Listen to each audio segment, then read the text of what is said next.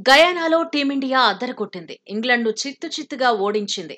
Buttler సేనను ఓ సాదాసీదా జట్టులాగా రోహిత్ సేన మార్చేసింది. Spin ఉచ్చులో పడేసి చితక్కొట్టేసింది.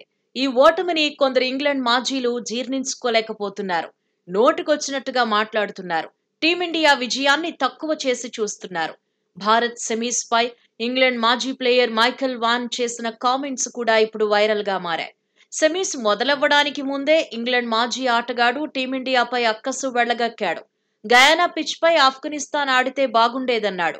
టీమిండియా కోసమే గయానా పిచ్ ను సెకండ్ సెమీస్ ఎంపిక చేశారన్నాడు. భారత్ ఇంగ్లండ్ మధ్య మ్యాచ్ జరిగిన సమయంలో సోషల్ మీడియాలో ఏదో ఒకటి వాన్ పోస్ట్ చేస్తూనే ఉన్నాడు. సూపర్ 8 దశలో సౌత్ ఆఫ్రికాను ఇంగ్లండ్ ఓడిస్తే సరిపోయేదన్నాడు. అలాగైతే ట్రినిడాడ్ లో ఇంగ్లండే ఆడేదన్నాడు. అప్పుడు బట్లర్ సేన ట్రినిడాడ్ లో ఈజీగా గెలిచేదన్నాడు. గయానా పిచ్ టీమిండియాకు మంచి ఎంపిక అన్నాడు.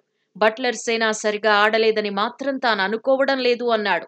దీంతో మైఖేల్ వాన్ కు టీమిండియా మాజీ క్రికెటర్ హర్భజన్ సింగ్ కూడా కౌంటర్ ఇచ్చాడు. రెండు జట్లు గయానాలోనే ఆడాయన్నాడు. పైగా ఇంగ్లండే టాస్ గెలిచిందన్నాడు. బట్లర్ సేన టాస్ గెలవడమే టీమిండియాకు మంచి చేసిందన్నాడు. ఇష్టం వచ్చినట్టుగా ప్రవర్తించవద్దని భజ్జీ ఫైర్ అయ్యాడు. అన్ని విభాగాల్లోనూ భారత జట్టు పైచేయి సాధించిందని గుర్తు చేశాడు. వాస్తవాలను గుర్తించాలి అన్నాడు. నాన్ సెన్స్ కాకుండా లాజిక్ మాట్లాడాలి అన్నాడు. మైఖేల్ వాన్ మొహం మీదే బౌన్సర్లు విసిరినట్టు పోస్ట్ పెట్టాడు. అయితే టీమిండియాను పొగుడుతూ కూడా వాన్ ఓ పోస్ట్ పెట్టాడు.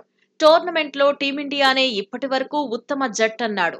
టైటిల్ పోరుకు వెళ్లేందుకు రోహిత్ సేనకు అర్హత ఉంది అన్నాడు. గయానా వంటి పిచ్లపై టీమిండియా ఎప్పుడూ మెరుగ్గానే ఆడుతుందన్నాడు. స్లో పిచ్ పై ఇంగ్లండ్ బెటర్ గా రాణించలేదన్నాడు. వాన్ పెట్టిన పోస్ట్ పై టీమిండియా సీనియర్ స్పిన్నర్ అశ్విన్ కూడా రియాక్ట్ అయ్యాడు. మ్యాథ్స్ కు సంబంధించిన 3 సూత్రాలను ప్రస్తావించాడు.